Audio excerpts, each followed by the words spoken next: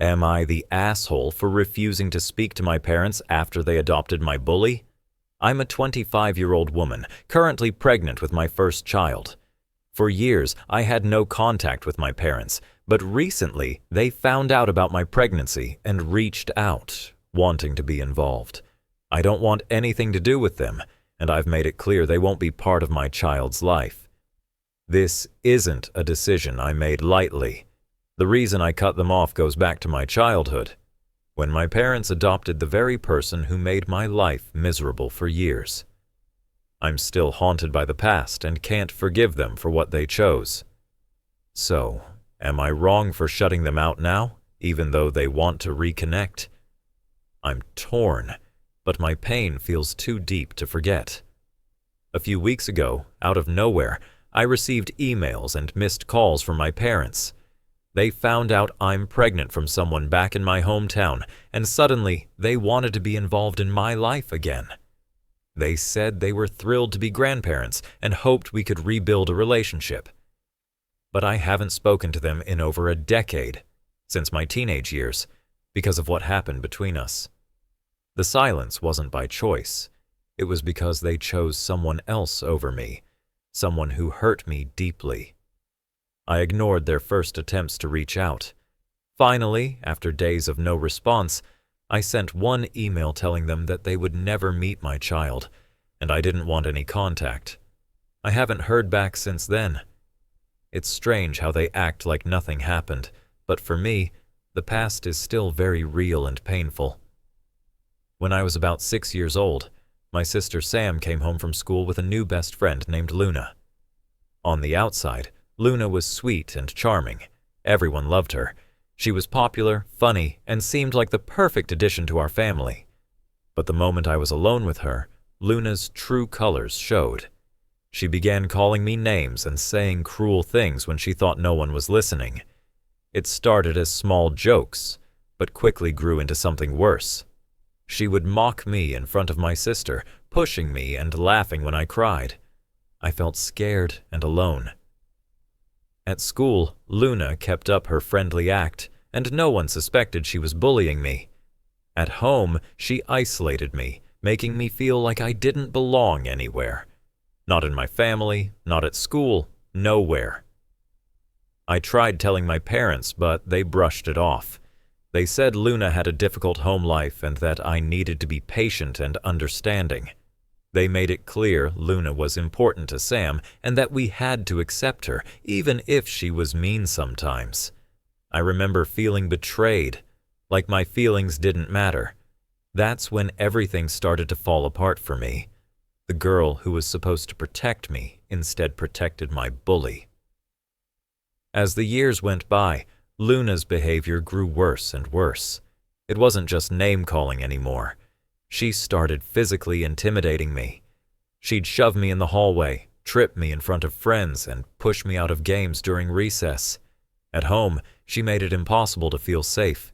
She'd barge into my room, take my things, or destroy what she didn't like. My sister either ignored it or joined in, and my parents barely lifted a finger to stop her. I tried to tell my parents how badly Luna was hurting me. I cried, explained how I was scared to come home, begged for their help. But each time, they dismissed my feelings. They said I was being dramatic, jealous of their friendship, or just going through typical sibling rivalry. I felt invisible, like my pain didn't matter. My parents told me I needed to toughen up and that Luna was going through a hard time, so I should be patient. The emotional toll was crushing. I stopped wanting to talk, fearing no one would believe me or care. I became withdrawn, anxious, and lonely. School wasn't a refuge either. Luna spread rumors, turning classmates against me. Every day felt like a battle with no safe place to hide. But even with all this, my parents chose to believe Luna, ignoring the signs of her cruelty. I felt abandoned and betrayed by the people who were supposed to protect me. When Luna's home situation worsened, CPS getting involved due to neglect and instability, my parents shocked me by offering to foster her temporarily. I couldn't believe what I was hearing. I begged them not to bring her into our house. I tried to explain how much she was hurting me, how unsafe I felt with her around. But they didn't listen. Instead, they gaslighted me. They told me I was overreacting, that I was being selfish, and that Luna was family and needed us. They said I had to grow up and be the bigger person. They assured me Luna would apologize and things would get better. But deep down, I knew I was being pushed aside again. Luna moved in, acting sweet and charming whenever my parents were around. She wore a mask of innocence, smiling and helping out. But behind closed doors, the bullying continued. She mocked me, whispered nasty comments to my sister, and laughed about how upset I was. It felt like a nightmare I couldn't escape. The house that was once my safe space turned into a prison. Every day was tense. Luna ruled the house like a queen while I felt smaller and smaller. My parents praised her for trying hard and being brave, but they never noticed how much I was hurting. I felt trapped in my own home, surrounded by people who cared more about Luna than me. Once Luna moved in, everything changed. My parents treated her like the golden child, showering her with attention and gifts, while I was left to fend for myself emotionally. My room was no longer mine. Luna would raid my things, and my parents never stopped her. They told me I was being difficult and jealous whenever I complained. The constant favoritism broke my trust in them. I no longer felt safe or valued. Luna's bad behavior was excused as just her way or something she couldn't control, but if I acted out, it was ungrateful or disrespectful. The more I tried to stand up for myself, the more isolated I became. My parents stopped listening. Living in that environment took a toll on my mental health. I became anxious and withdrawn, shutting down emotionally to protect myself from the constant pain. I dreaded going home, avoiding family dinners and staying in my room as much as possible. I felt like an outsider in my own family.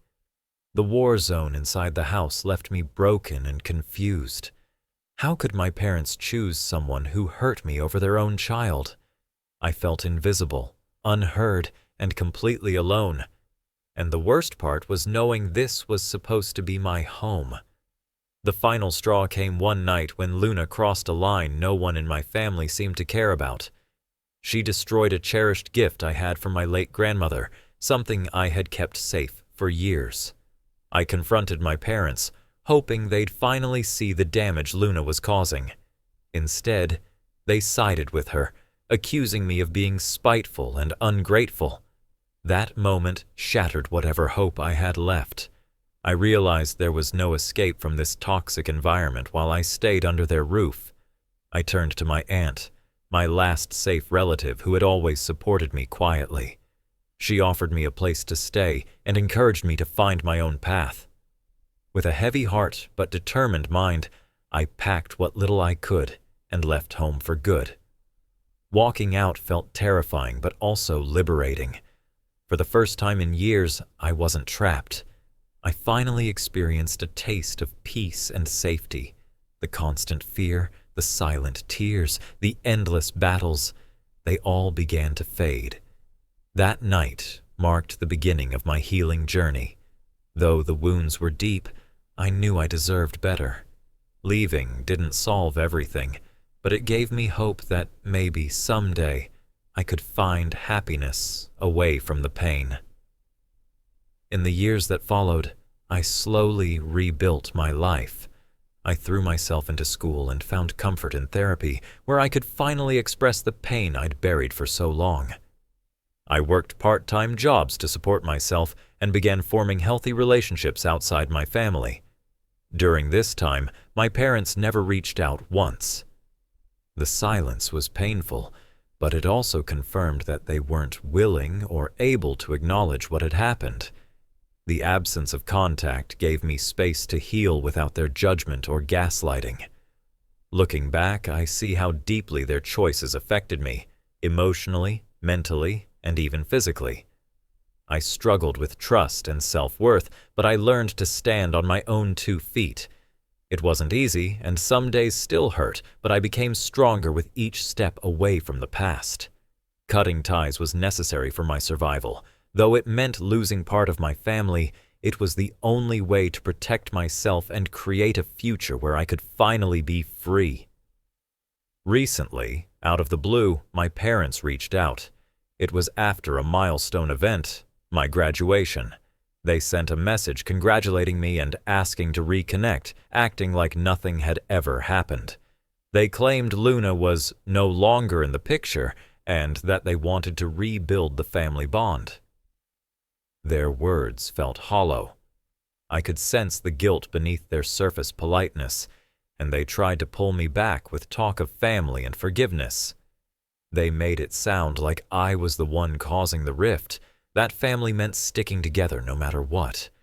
But after years of silence and pain, I wasn't ready to forgive or forget. Their sudden reappearance reopened old wounds and forced me to question everything all over again. Trust wasn't something they could just demand. It had to be earned, and they hadn't even acknowledged the hurt they caused. I'm torn between wanting closure and protecting myself from more pain. This time, I'm determined to put my well-being first and not let their words pull me back into a toxic cycle. After much thought, I finally sent my parents a clear and calm message. I explained that their past actions had caused deep pain, and I couldn't simply erase years of neglect and betrayal. I set a firm boundary, telling them that unless they acknowledged what happened and genuinely changed, I didn't want any contact. I expressed how their decision to adopt Luna, despite knowing how she treated me, made me feel invisible and unsafe. I told them I deserved respect and healing, not empty apologies or guilt trips. Despite my clear message, they kept pushing. I received multiple texts filled with sorrowful pleas and reminders of family ties they believed I should honor. Their persistence only strengthened my resolve. I blocked their numbers and emails. For my own peace, I needed to protect myself from more pain and manipulation. This wasn't about punishment. It was about survival. As expected, the news of cutting ties spread through the family. Some relatives stood by me, understanding the abuse and supporting my decision. They reminded me that protecting my mental health was more important than keeping toxic relationships. Others accused me of being harsh or unforgiving, saying family should stick together no matter what. Their comments made me question myself briefly, wondering if I was overreacting. But deep down, I knew I wasn't. I wasn't the asshole for putting my well-being first. Sometimes love means saying no to protect your soul. So, Reddit, am I the asshole? After everything, I believe I'm justified. This story isn't about betrayal or spite. It's about survival and self-respect. Sometimes walking away is the bravest thing you can do. Healing takes time, and boundaries are essential. I hope my story reminds anyone in pain that you deserve peace, love, and safety, even if that means saying goodbye to those who should have protected you. That wraps up today's episode of r/Payback. If you enjoyed the ride, don't forget to subscribe for more epic stories.